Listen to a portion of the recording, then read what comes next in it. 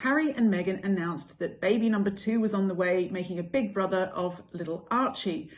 And then straight after that, there followed the news that they've sat down, or particularly Meghan has sat down, for a tell-all interview with Oprah Winfrey. Where even to begin? Well, of course, with the Daily Mail's royal editor, Rebecca English, who's with us now. So, Rebecca, what's this we hear about another royal baby, or even indeed, will it be a royal baby number 2? It will. So on Valentine's Day, I think quite appropriately, Harry and Meghan announced that they are going to become parents again. They're expecting their second child. They were very keen to put the focus on Archie. So the statement actually was saying Archie is going to become a big brother. We don't know when the baby is due, but there's been some fairly, I think, informed speculation that she might even be as much as 5 months pregnant.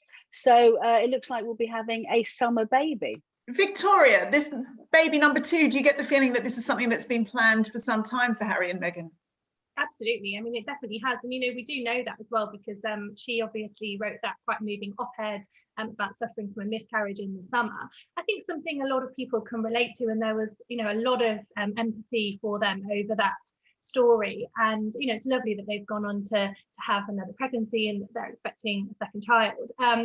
I think for me, kind of what really stood out about the announcement was that even though the circumstances are totally different to the circumstances in which they announced they were pregnant with Archie, when they said they were pregnant with their first child, they were about to embark on a big royal tour. Obviously now they've totally left royal life. But for me, it kind of felt very similar. It felt very much like a royal baby announcement, the way that it was responded to, the way that it was covered. We saw all the broadcasters, the BBC, covering it. And that's not how we cover celebrity pregnancy announcements. So it really reminded me of this sort of unique position that they have on the world stage now, where they are still very much a royal story, and I'm not sure that they will ever be anything else. Richard, they announced the news on Valentine's Day, and not everybody was thrilled about the way it was announced. Well, what's your take?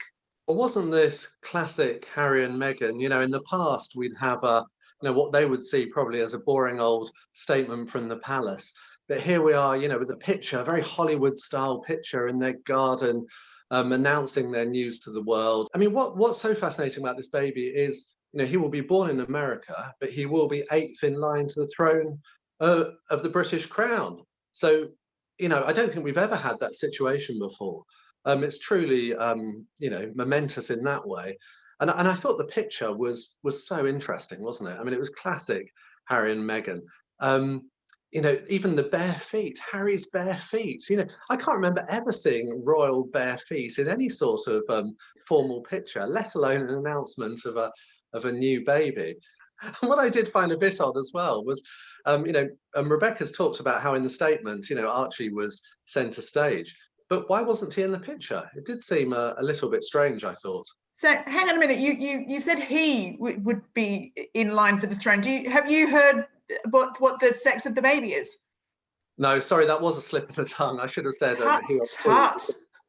we still don't know the sex of the baby. Oh, I thought we had a big scoop there.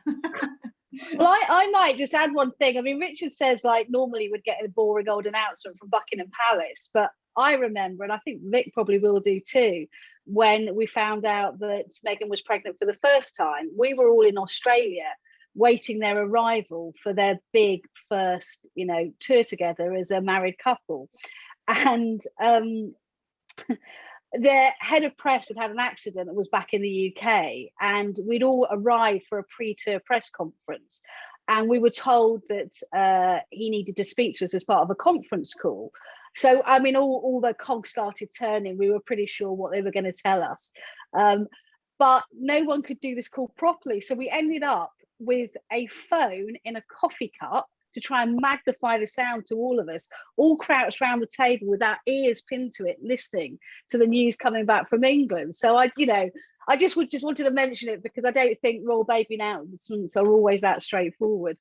And of course, the significance of the date wasn't just that it was Valentine's Day, but it was the 37th anniversary of Princess Diana announcing that she was pregnant with Harry. So I think they did deliberately choose that day for its significance. And again, it sort of draws comparisons with Diana, which they've always wanted.